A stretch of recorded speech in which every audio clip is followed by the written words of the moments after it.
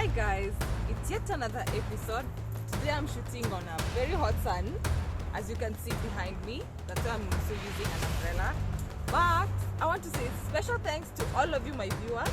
I hope you have subscribed. If you haven't, kindly please do subscribe.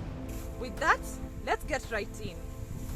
It is by rule of nature that we want to use what we own as best as they are capable, regardless of what it is. The same rule applies for real estate property. Purchasing property or a piece of land but not using it in a valuable way is merely a waste of good real estate. Now, highest and best use of land is defined as the reasonably probable and legal use of a vacant land or an improved property that is physically possible, appropriately supported, and financially feasible, and most importantly, that which results in the highest and best use possible. There are at least 4 factors an appraiser or an investor must consider when determining the highest and best use of a property. The first factor is whether the property is legally permissible, in which the intended uses of the land are permissible by law, zoning, and other land use regulations.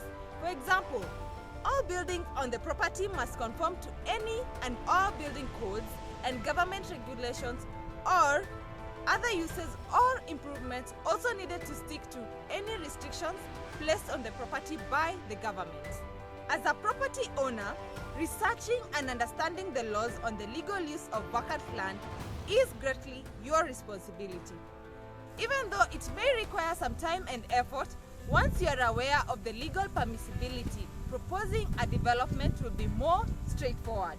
Our second factor is physically possible.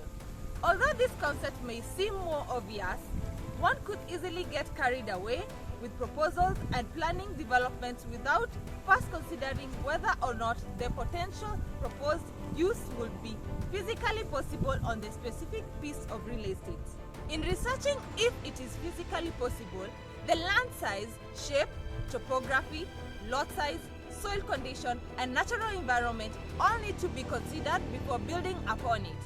Before the development can even be conceptualized, you need to ascertain you have the property physically suited to hold the whole structure.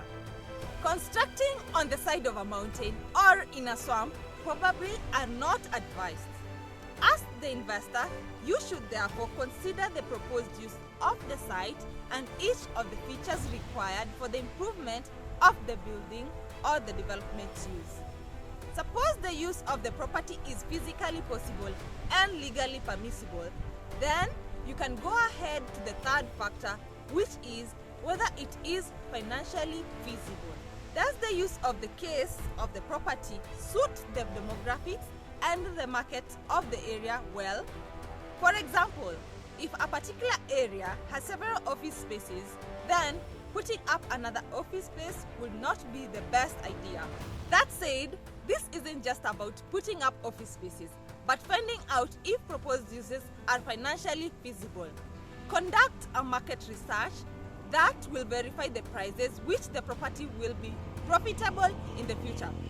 Through this market analysis, you can compare different property types and their market value, but I would advise you to seek assistance from a certified valuer for this exercise. Comparing the prices of each property in the area with the real estate you will have will give you a good idea of your property's market value and an estimate of the highest value you could price the property. Once you have determined the market value and done a market analysis, one of the most important steps is to develop a pro forma forecast to see if the site use will be financially feasible. To create this forecast, there are different kinds of data that you will need. You should take note of the development expense, operating expense, rent, vacancy rate, discount rate, absorption rate, cap rate, residual value, and that's why I would advise you to seek a professional for this exercise.